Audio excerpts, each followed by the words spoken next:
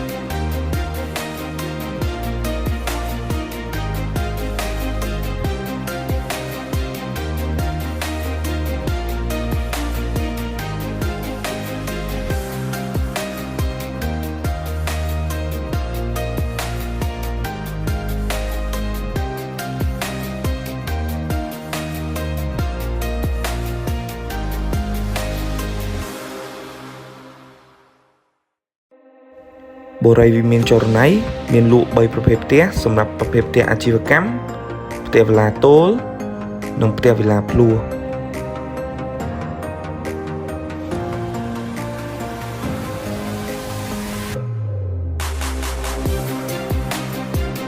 ទីតាំងបុរីវិមានចរណៃគឺហុំព័ទ្ធទៅដោយតំបន់ដែលមានសក្តានុពលខ្ពស់ទាំងសេវាកម្មសាធារណៈនិងសេវាកម្មឯកជនជាច្រើនលោកអ្នកធ្វើដំណើរតាមបណ្ដោយផ្លូវកប់ស្រូវឬមហាវិថីឆ្នេះត្រឹមតែ5នាទីពីរង្វង់មូលផ្លូវលឿននោះនឹងមកដល់ទីតាំងបុរីវិមានចរណៃវិញខ្ញុំទីតាំងបុរីវិមានចរណៃគឺស្ថិតនៅខាងក្រោយទីលានវាយកូនគោលជីកមកកប់ស្រូវបត់ចូលតាមខ្លងទ្វារវត្តពោធិវ័នដែលគៀកជាប់នឹងរបងក្លឹបបាល់ទាត់វិសាខាថ្មី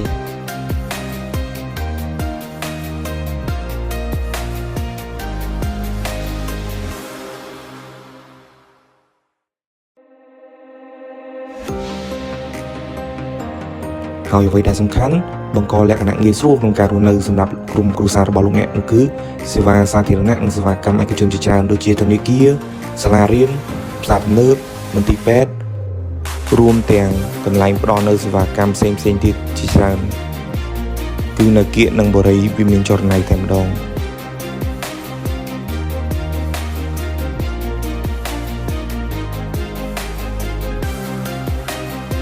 បុរីវិមានចរណៃបញ្ចុះតម្លៃ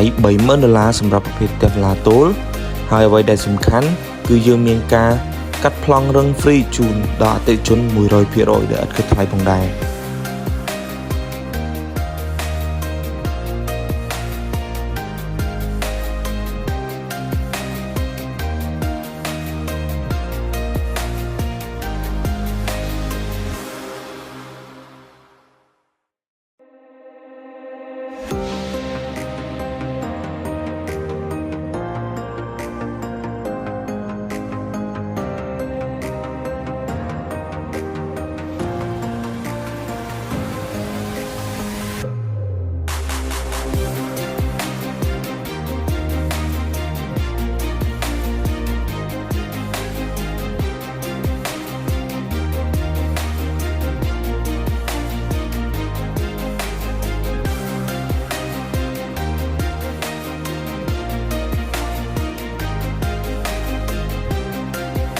បុរីវិមានចរណៃគុណភាពសោភ័ណភាពនិងទំនុកចិត្ត